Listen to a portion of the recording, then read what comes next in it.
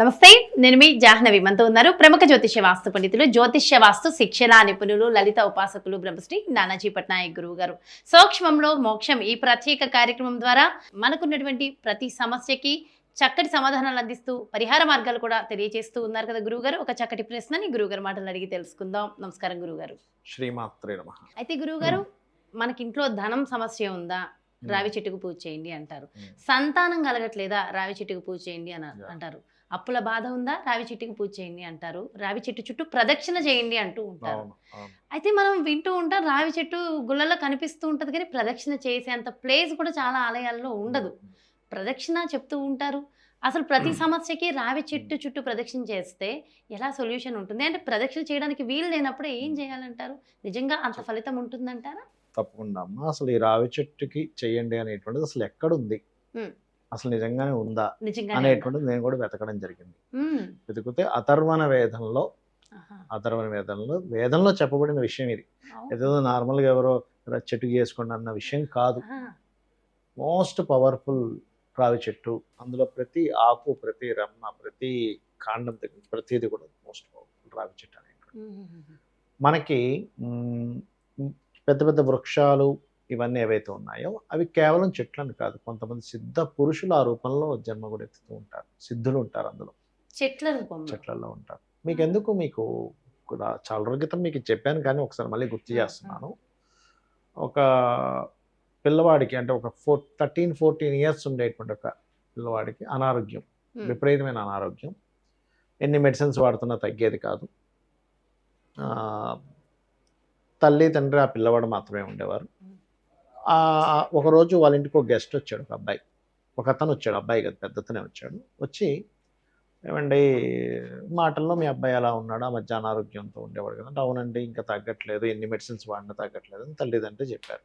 ఆ అబ్బాయి కూడా పక్క రూమ్లో ఉండి వింటున్నప్పుడు అతను ఏం చెప్పాడంటే, వచ్చిన వ్యక్తి, మీ ఇంట్లో ఎట్లాగో మీకు కొంచెం దూరంలో అక్కడ రావి చెట్టు ఉంది కదా, ఒక చెట్టు ఉంది కదా, ఆ చెట్టుని, వేప చెట్టు రావి చెట్టు సంథింగ్ నాకు కరెక్ట్ గుర్తు రావట్లేదు, హగ్ చేసుకోమరండి మీ అబ్బాయిని. ఆ చెట్టుని రోజు అలా పట్టుకోమని చెప్పండి. కాసేపు పట్టుకుంటే మీ అబ్బాయికి ఉండేటువంటి అనారోగ్య సమస్య తగ్గుతుంది. మనకి ప్రాణవాయువుని ఇస్తుంటాయి చెట్లు.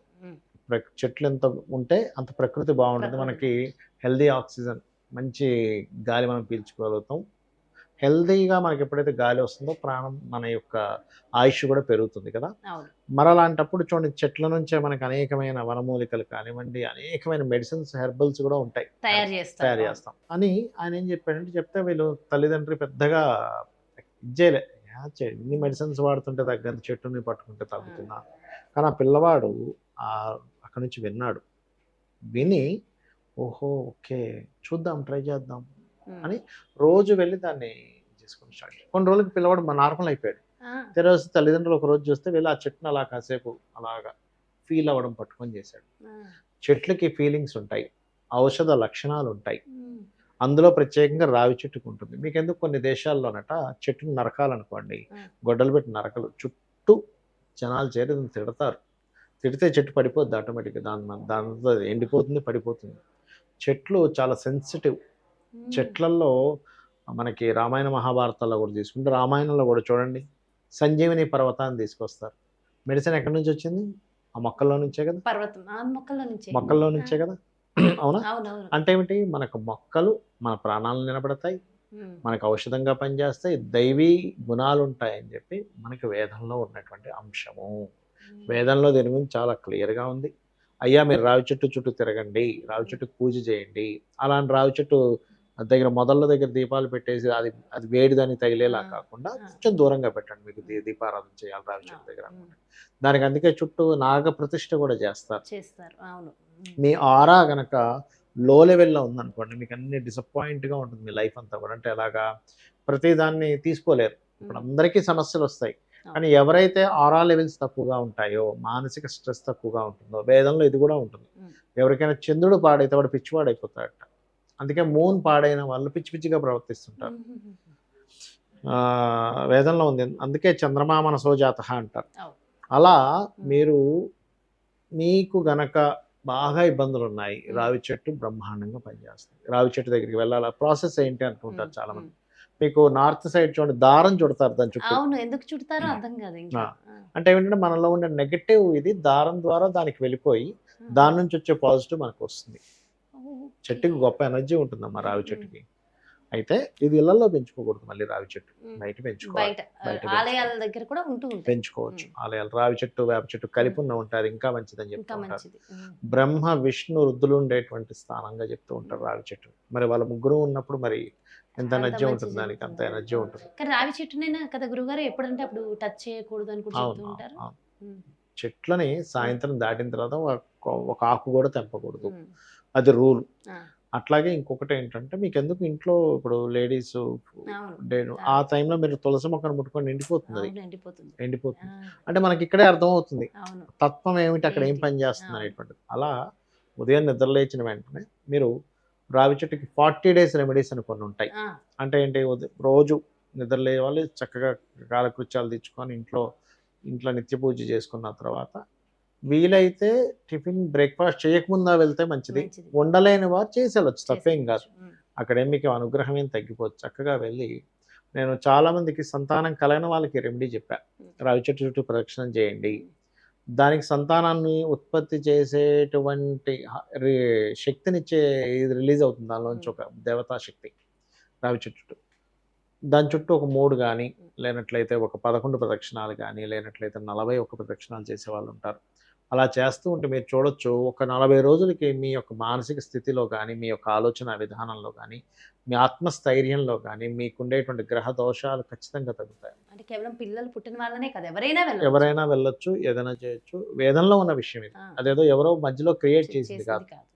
నాకు నేను రీసెర్చ్ సెర్చ్ చేస్తూ ఉంటాను, ఇది ఎక్కడుంది, ఏ ప్రతిదాన్ని మీరు బాగా అనాలిసిస్ చేసుకుంటారు. ఎందుకంటే ఉపయోగపడేవి కదమ్మా, మనకి పెద్దవాళ్ళు ఇచ్చారు, మనకి పూర్వీకులు మన మహర్షులు ఇచ్చారు, వాళ్ళందరూ రచించిన కొన్ని ఉంటాయి.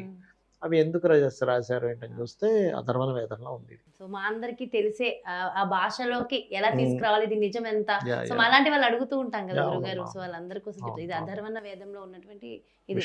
అది చాలా మందికి నిజంగా అప్పుల సమస్యలతో బాధపడే వాళ్ళు కానీ, బూదులు పాడైతే అప్పుల సమస్యలతో బాధపడుతూ ధనం అభివృద్ధి కోసం కానీ కూడా రావి చెట్టు ప్రదక్షిణ చేయవచ్చు. అంటే దానికి ఏమైనా ప్రత్యేకించి రెమెడీ ఉంటుందా, అంటే ఇన్ని రోజులు చేయాలని? ధనాభివృద్ధి కలగాలి అంటే ఒకటే సింపుల్, ధనము ఎలా వస్తుంది, అమ్మవారి అనుగ్రహం. అమ్మవారి అనుగ్రహం అంటే అప్పుడు ధనం అంటే కేవలం మీరు ఎంతసేపు లక్ష్మీదేవి పూజ చేయడం ఒకటే కాదు. బయట మీరు ఏదైతే జాబ్ చేస్తున్నారో, వ్యాపారం చేస్తున్నారో, ఆ కస్టమర్ ఈజ్ ఆల్సో లక్ష్మీదేవి. మీరు ఏదైతే జాబ్ చేస్తున్నారో ఆఫీస్లో main person is also Lakshmidevi. అట్లా ఫీల్ అవ్వాలి. అంతేగాని మనం పూజ చేసుకుంటూ బయటికి వెళ్ళి బాసుని నిందించడము, కస్టమర్ని నిందించడము, వీడింతే కస్టమర్స్ మారడనుకోవడము.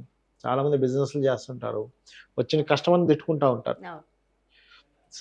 సమ్ టైమ్స్ చిన్న మిస్అండర్స్టాండింగ్ జరగవచ్చు, దట్ ఈస్ డిఫరెంట్ కేస్. కానీ ప్రతి కస్టమర్ని నిందిస్తూ ఉంటారు. అది ఎంత పెద్ద దోషం అంటే నువ్వు ఇండైరెక్ట్ గా లక్ష్మీదేవిని తిట్టినట్టే. అక్కడ కొంతమంది ఎవరినో ఒకరిని, అది కస్టమర్ ద్వారా నువ్వు ఫుడ్ తింటున్నావు, నీ బ్రెడ్ అండ్ బటర్ కస్టమర్ ద్వారా వస్తుంది. దెన్ నువ్వు ఎలా ఉండాలి, నువ్వు క్లయింట్తో ఎట్లా ఉండాలి, ఒక వినియోగదారులతో నువ్వు ఎట్లా ఉండాలి, అది మనం మర్చిపోతున్నాం. ఇన్డెప్త్గా ఆ లక్ష్మీదేవి ఈ రూపంలో వస్తుంది, ఈ బాస్ రూపంలో ఉంది, నీ సుపీరియర్ రూపంలో ఉంది, నువ్వు చేసే వర్క్ రూపంలో ఉంది లక్ష్మీదేవి అనేది మనం ఫస్ట్ గుర్తించాలి. సో గుర్తించి ఇలాంటి రెమెడీస్ చేసుకోవాలి, ఖచ్చితంగా ఫలితం ఉంటుంది. ఎంతో చక్కగా వివరణ ఇచ్చారు గురుగారు. Thank you so much. నమస్కారం. శ్రీమాత్రే నమః. చూసారు కదండి, మరి ఇది రావి చెట్టుకి ప్రదక్షిణ చేయడం వల్ల నిజంగా సంతానం కలుగుతుందా, మనకున్నటువంటి ధనం అభివృద్ధి చెందుతుందా, అప్పుల సమస్య నుంచి బయటపడతామా, అసలు రావి చెట్టు ప్రదక్షిణకి వీటికి సంబంధం ఏంటి, అసలు దాని వెనుకున్న అసలు రహస్యం ఏంటి, ఎంతో డీటెయిల్గా ఎక్స్ప్లెయిన్ చేశారు కదా గురుగారు. మరో ప్రత్యేకమైన కార్యక్రమంతో మళ్ళీ మీ ముందుకు చేస్తాను. మరి అలాగే మీ యొక్క జాతకానికి సంబంధించి కానీ, లేదంటే మీ ఇంటి వ్యాపార వాస్తుకు సంబంధించి కానీ గురువుగారిని సంప్రదించాలి, అపాయింట్మెంట్ కావాలి అనుకుంటే క్రింద డిస్ప్లే అవుతున్నటువంటి నెంబర్స్కి కాల్ చేయండి, అపాయింట్మెంట్ తీసుకోండి. నమస్కారం.